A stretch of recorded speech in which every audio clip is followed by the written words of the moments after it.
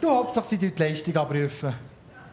So heisst es doch halb, gell? Die Leistung abrufen. Der Roger hat Wimbledon Mühe gehabt, hat meine Leistung nicht abrufen. Ich muss sowieso gerne lachen, wenn die Sportler reden. Der Kollektiv ist wichtig, nicht dich individuell.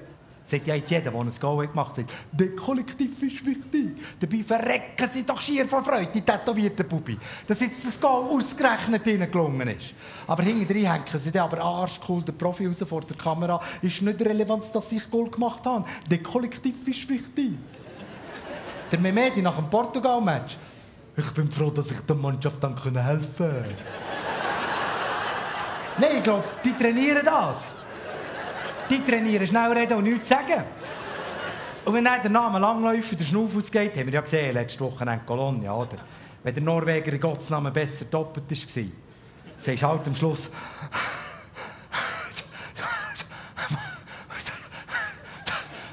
Das Material war nicht top eingestellt. Und meine Kinder hören den Kabis im Fernsehen.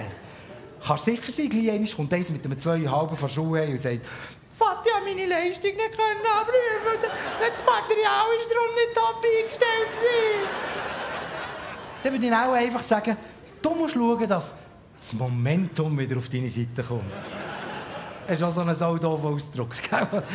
Nach jedem Drittel sagt einer von den Lions oder von den Tigers oder von den Flyers oder von den Lakers ins Mikrofon von irgendeinem Reporter. Also, das Momentum, sie gibt es auf alle Fälle auf ihrer Seite, sie kehren diesen Match noch. Was genau heisst, ist ja gleich. Ja, wenn der Reporter blöd fragt, musst du halt manchmal blöd antworten.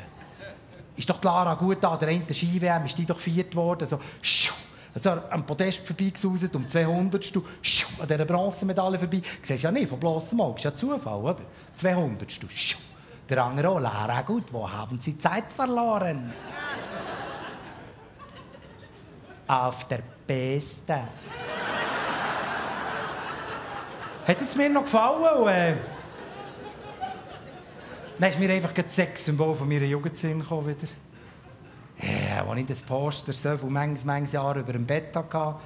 Hast du das Poster über dem Bett gehabt? Nein, du hast Jahrgang 73, du bist auch ein bisschen zu jung.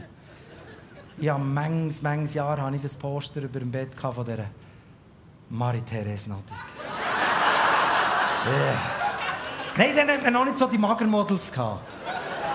Nein, in diesem engen Skidress. Nein, das vergesse ich nie. Sapporo 72, die erste Klasse. Marie-Therese Nadig, herzliche Gratulation zu ihrem sensationellen Sieg. Wie war der Schnee? Weiss, hat sie gesagt.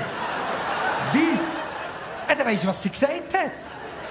Ich habe es noch gern, wenn man versteht, was sie gesagt hat. Dort sind die Schwinger gut, oder?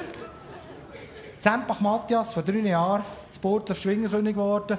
Hat ein Siegerinterview gegeben. Sempach Matthias, jetzt seid ihr am Ziel von euren Träumen. Jetzt seid ihr eidgenössischer Schwingerkönig. Wie ist euch zu Mut? Und der Sempach Matthias hat gesagt...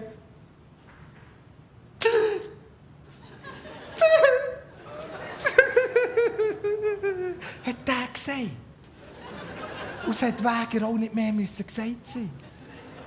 Ja gut, das ist jetzt der Neue schon fast eine Schnurr im Vergleich. Er ist halt der Haslitaler. Glarner Mettl. Zestavayer ist Schwingerkönig geworden. Hat ja niemand mit dem Glarner Matthias gerechnet, gell? Niemand hat den auf dem Ticker gehabt, wird der Schwingerkönig. Da gibt es ein Siegerinterview. Glarner Matthias, Siegerinterview, grosser Triumph. Und der Glarner Matthias sagt, das ist schon noch cool.